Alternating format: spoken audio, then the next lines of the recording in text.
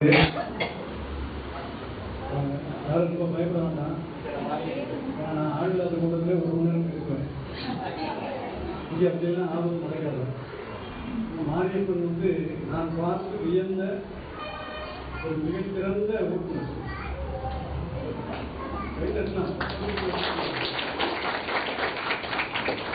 மாரியப்பன் நாயோட தெரியும்.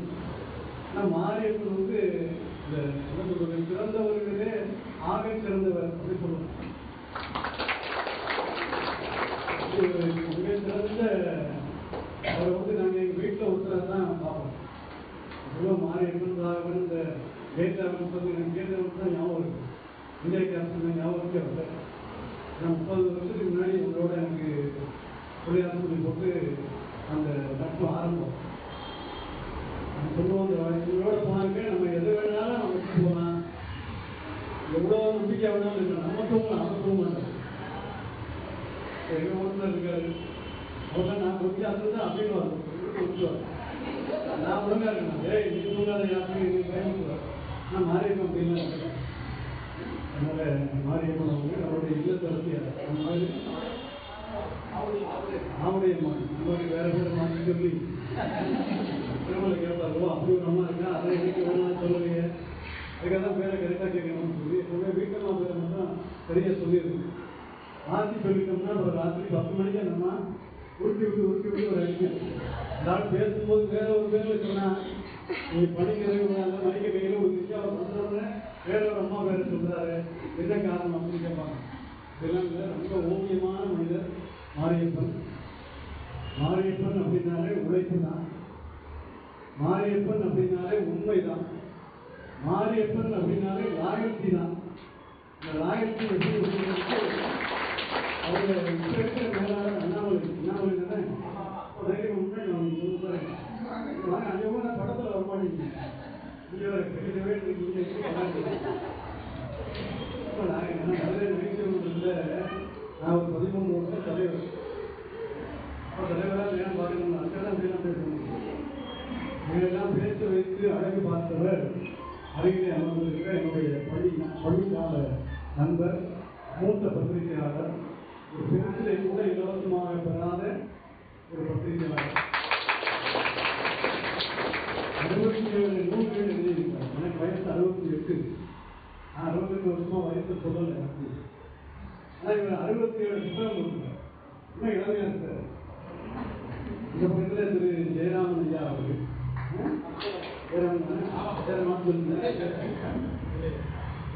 அவருடைய பேரு பாலமுரளி அவர்கள், அங்கே இருக்கிற பல்வேறு பெருமக்கள்.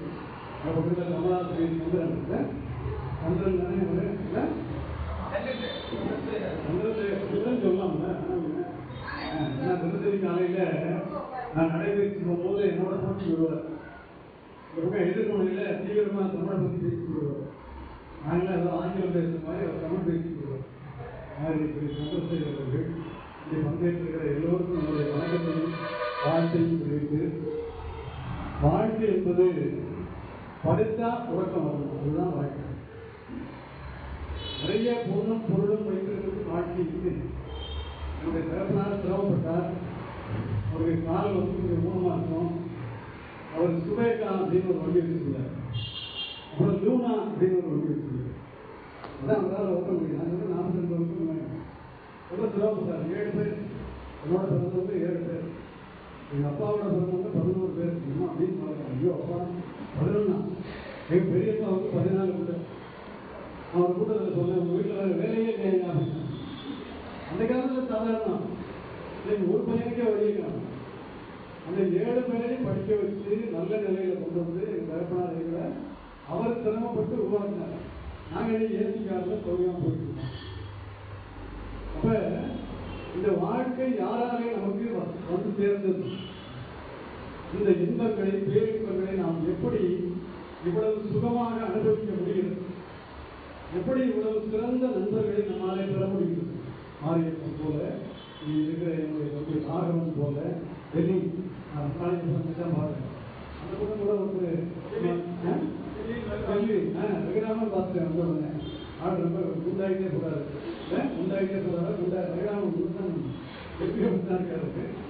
மாதிரி பழைய நண்பர்கள்லாம் நான் நிறைய பேர் பார்க்குறேன். திருமலை அவர்களை போல நண்பர்களை நாம் பெற முடிகிறது என்றால் நம்முடைய பெற்றோர்கள் செய்த அருள் தவம். அந்த தவத்தை மாரியப்பன் தம்பதியருடைய பெற்றோர் செய்திருக்கிறார்கள். மதுரையை நாங்கள் அடிக்கடி சொல்லுவோம், மதுரையை சுற்றின கழுத கூட வெளியே போவார்.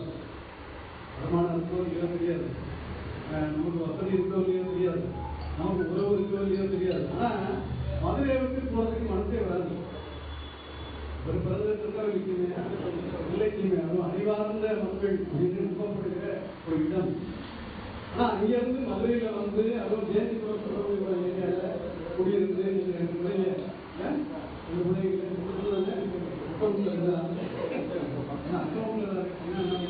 கரெக்டாக கேட்டுல அக்கௌண்ட்ல இருந்துதான். அதனால முதல் பொண்ணு கல்யாணம் ரெண்டாவது பொண்ணு இருக்கிறாங்க. நம்மளை பற்றி நான் வந்தா எங்கள் அப்பா பற்றி இதெல்லாம் இருக்கக்கூடாது. அதனால ஒரு அறிவார்ந்த பிள்ளைகளோடு இன்றைக்கு மனநிறைவோடு 33 ஆண்டு கால பணி. நாம இருக்கிற இடத்துக்கு எப்பவும் சரியாக இருக்கணும்.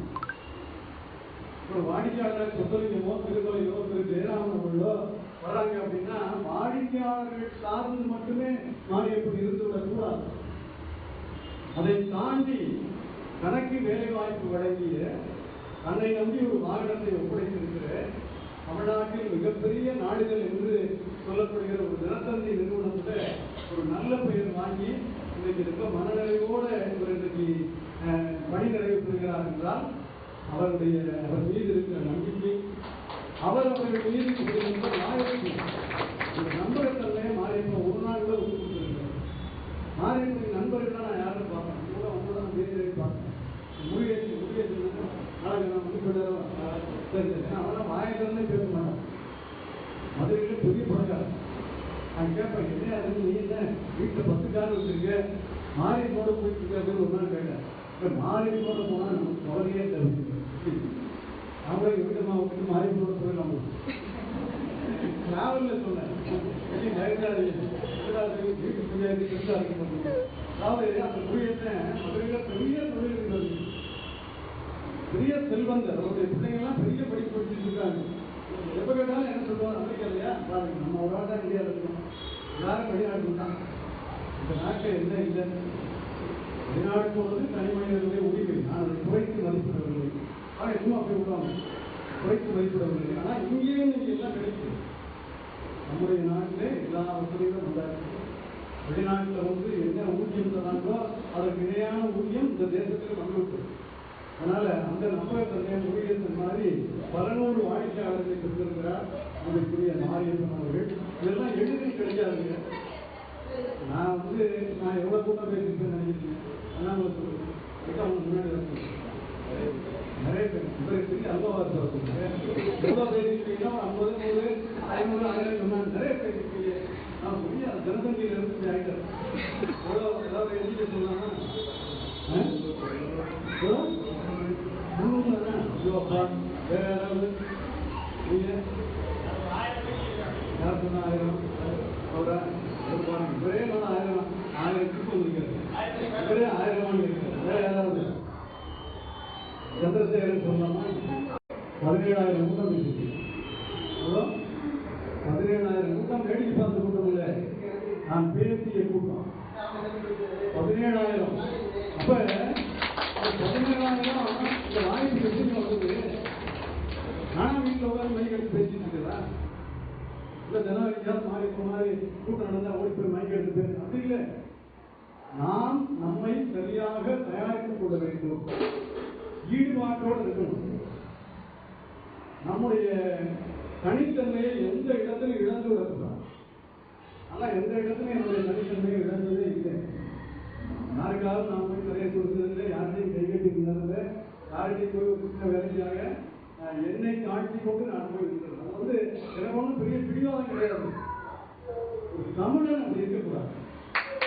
தமிழனுடைய அடையாளமே சன்மானத்தோடு வாழ்வது, மற்றவர்களை மதிப்பது, நமக்கு கீழே இருக்கிற மக்களுக்கு கரம் கொடுத்து அவர்களை மேலே கொண்டு வருவதற்கு உதவி செய்வது. திருமூலர் என்ன சொன்னார்? ஒரே வழியில் யான் பெற்ற இன்பம் பிறகு பதிகம். நான் பெற்றிருக்கிற இன்பங்களை எல்லோரும் பெறணும். சிறந்த கலைஞருக்கு அழகினா சிறந்த எழுத்தாளர். தினமலர் நாளிதழில் இவர் எழுதுனதை வச்சு அந்த தினமலர் வந்து பரபரப்பாக வெளியே பேசப்பட்டது 25 ஆண்டுகளுக்கு முன்பா. அதுக்கப்புறம் எவ்வளவோ மாதவிகள் அவர் பணியாற்றி இருக்கிறார். ஆனால் அவரை உருவாக்கிய பத்திரிகையாளர்கள் இன்றைக்கு 100 பேர். இதுதான் யான் பெற்ற இன்பம் பெருகை பையனம். மாரியப்பன் இந்த மாதிரி நிறைய பேரை உருவாக்கி இருக்கிறார். இன்னும் உருவாக்க வேண்டும். இன்னைக்கு 3 வாகனம் வாங்கியிருக்கிறார். இந்த வாகனம் இன்னும் பல வாகனங்களாக அவருடைய நாயகி அதையெல்லாம் பெற்று தரும். ஒரு ஆள் 2 வண்டி ஓட்ட முடியாது. அதை பார்க்காரு. இல்லை எங்கள் மாமனார் இன்னொரு வண்டி வாங்கி சொல்றீங்க, யார் ஓட்டுறது? யார் ஓட்டுனா அதுக்கு ஒரு ஓட்டுநர் போடுங்க. எப்படி வெளியில் ஓட்டுநராக இருந்தாலும் அம்மா இப்போ 4 பேர் வச்சு அந்த லாயத்துக்கெல்லாம் வந்து அவருக்கு நானாக வரும்.